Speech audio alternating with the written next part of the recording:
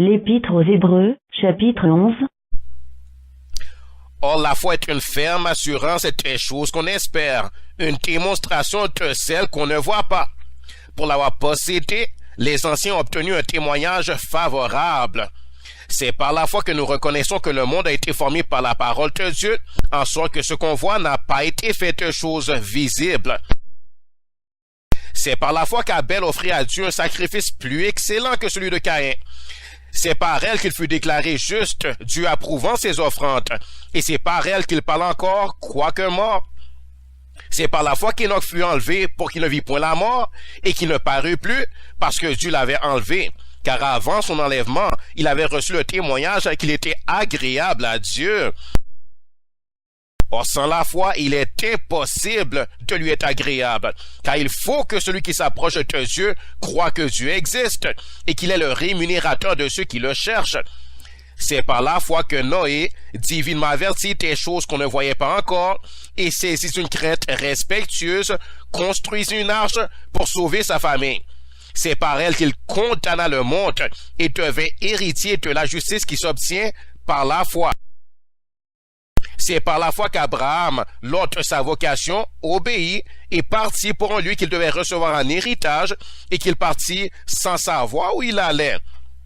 C'est par la foi qu'il vint s'établir dans la terre promise, comme dans une terre étrangère, habitant sous des tentes, ainsi qu'Isaac et Jacob, les co-héritiers de la même promesse. Car il attendait la cité qui a de solides fondements, celle dont Dieu est l'architecte et le constructeur.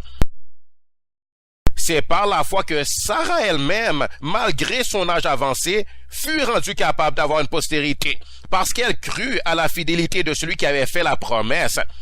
C'est pourquoi d'un seul homme, déjà usé de corps, naquit une postérité nombreuse comme les étoiles du ciel, comme le sable qui est sur le bord de la mer et qu'on ne peut compter. C'est dans la foi qu'ils sont tous morts sans avoir obtenu les choses promises. Mais ils les ont vus et salués de loin, reconnaissant qu'ils étaient étrangers et voyageurs sur la terre.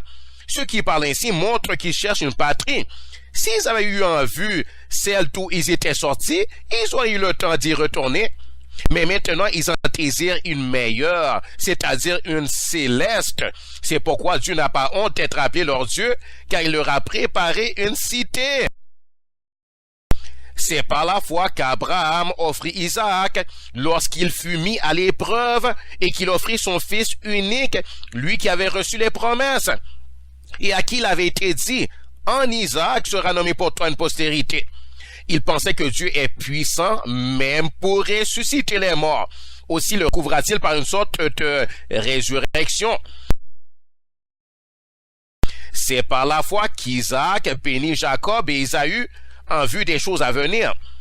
C'est par la foi que Jacob, mourant, bénit chacun des fils de Joseph et qu'il adora appuyé sur l'extrémité de son bâton. C'est par la foi que Joseph, mourant, fit mention de la sortie des fils d'Israël et qu'il doit des ordres au sujet de ses os.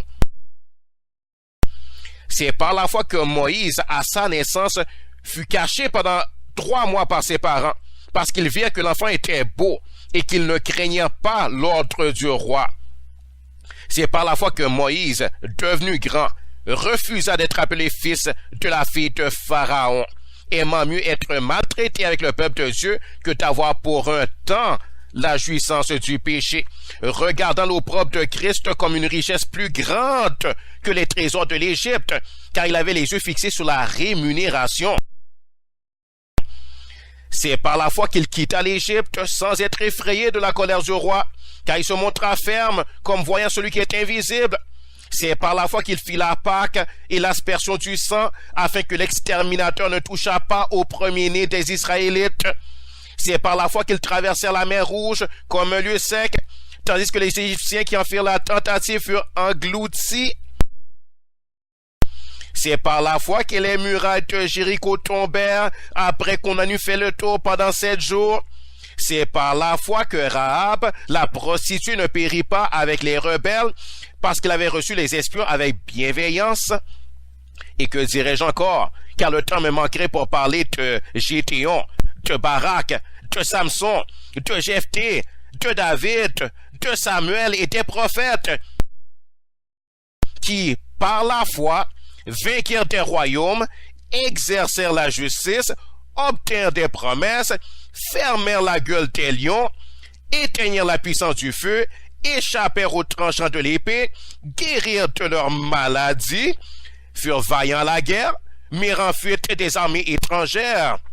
Des femmes recouvrèrent leur mort par la résurrection, d'autres furent livrés au tourment et n'acceptèrent point de délivrance afin d'obtenir une meilleure résurrection. D'autres subirent les moqueries et le fouet, les chaînes et la prison. Ils furent lapidés, sciés, torturés. Ils moururent tués par l'épée. Ils allèrent çà et là vêtus de peau de brebis et de peau de chèvre, dénués de tout, persécutés, maltraités, eux dont le monde n'était pas digne, errant dans les déserts et les montagnes, dans les cavernes et les antres de la terre. Tous ceux-là, à la fois desquels il a été rendu témoignage, n'ont pas obtenu ce qui leur était promis, Dieu ayant vu quelque chose de meilleur pour nous, afin qu'ils ne parviennent pas sans nous à la perfection.